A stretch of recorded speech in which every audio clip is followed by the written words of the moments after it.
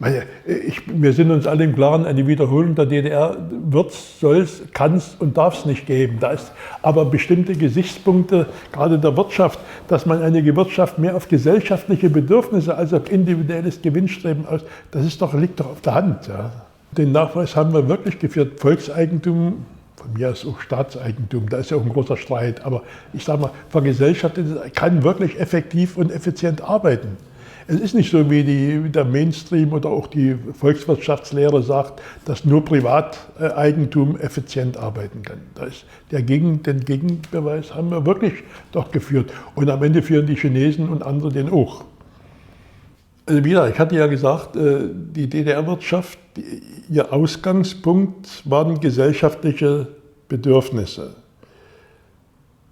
Ich glaube, gesellschaftliche Bedürfnisse spielen immer eine Rolle. Auch für die zukünftige Entwicklung spielen die Bedürfnisse der Gesellschaft eine große Rolle. Und sicher muss man erstmal sich klar sein, was sind denn diese Bedürfnisse? Und ich denke, ganz im Mittelpunkt steht die Klimakatastrophe, der Klimawandel, der doch jetzt an die gesamte zivilisierte Gesellschaft extrem hohe Anforderungen stellt. Und aus diesem Klimawandel ergeben sich bestimmte Unterprobleme. Die Energieversorgung ist doch immer Energieversorgung. Meines Erachtens das typische und klassische Beispiel, dass hier vergesellschaftete Verhältnisse erforderlich wären.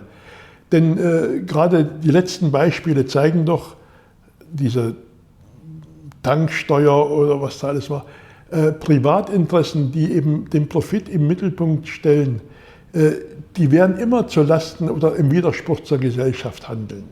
Die extrem hohen Spritpreise, die ja eigentlich nur am Ende aus hohen Profiten reagieren, sind nur in einer privaten Wirtschaft denkbar. In einer vergesellschafteten Wirtschaft würde eine Strategie und auch aber eine tägliche Arbeit doch in ganz anderen Richtungen gehen. Dann würde man eben die Energiewirtschaft aus den gesamtgesellschaftlichen Bedürfnissen versuchen abzuleiten und nicht privaten Interessen überlassen.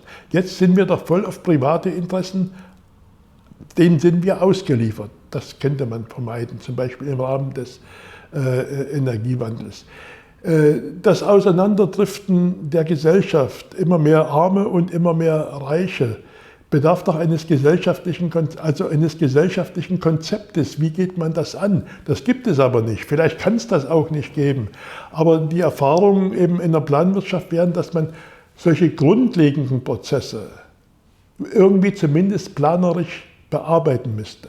Man wird sie nicht kennen, so wie wir das gemacht haben, bis auf den letzten Betrieb differenzieren, wobei ich da auch ein Fragezeichen habe. Wenn ich die CO2-Senkung, die erforderlich ist, wenn ich das nehme, es wäre schon denkbar, dass eigentlich jeder Konzern, jede Kommune, dass sie eine Auflage oder eine Orientierung hätten, du musst so und so viel von deinen jetzigen CO2-Emissionen, musst du in den Jahresetappen so und so senken und dazu musst du die und die materiell-technischen Maßnahmen durchführen. Das wäre schon eines Planungsprozesses irgendwie denkbar. Dann müsste nicht so stark, man kann ja nun nicht dem Bäcker Müller vorschreiben, du musst das 1982 und in dem Jahr musst du einen anderen Ofen machen. Aber man kann mit dem Bäcker Müller in die Übereinkunft treffen, dass er in irgendeinem bestimmten Zeitraum, vielleicht sogar mit staatlicher Unterstützung, eine völlige Restrukturierung seines Backprozesses im Interesse der Energieversorgung durchführt. Also es müsste eigentlich jeder, der eine bestimmte Menge an CO2 emittiert, der eine bestimmte Menge Energie verbraucht, müsste ungefähr wissen, in welchen Zeitetappen welche Anforderungen finden. Und das wäre zum Beispiel ein gesellschaftlicher Planungsprozess. Wie gesagt, dasselbe bei Lebensstandard. Wie wird sich denn Lebensstandard, wie müsste sich ein Steuersystem entwickeln? Oder Schlüsseltechnologien. Meines Erachtens müsste schon der Staat bestimmte Fördermaßnahmen, Unterstützungsmaßnahmen, vielleicht sogar eigene Kapazitäten auf Gebiet Schlüsseltechnologien schaffen. Welches sind die künftigen entscheidenden Technologien? Zum Beispiel Mikroelektronik, künstliche Intelligenz und andere. Und wie positioniert sich der Staat oder die EU, wie positionieren wir uns auf diesem Gebiet auch langfristig? Was muss in 5 bis 10 oder in 10 Jahren passieren? Jetzt sind wir doch in eine Lücke gerutscht. Jetzt stellen wir fest, es gibt keine mikroelektronischen Bauteile, weil sich kein Schwein gekümmert hat, keine Struktur- oder Industriepolitik betrieben hat. Man hat das alles weggehen lassen und die Japaner und die Koreaner und die Chinesen machen es und können im Moment auch nicht liefern. Also wir sind in eine Lücke gerutscht, die man hätte mit einer gewissen strategischen Arbeit, nicht so mit der herkömmlichen Planerei, aber mit einer gewissen strategischen Planung, die aber doch Elemente von Planung hat, die hätte man vermeiden, hätte man effizienter gestalten können.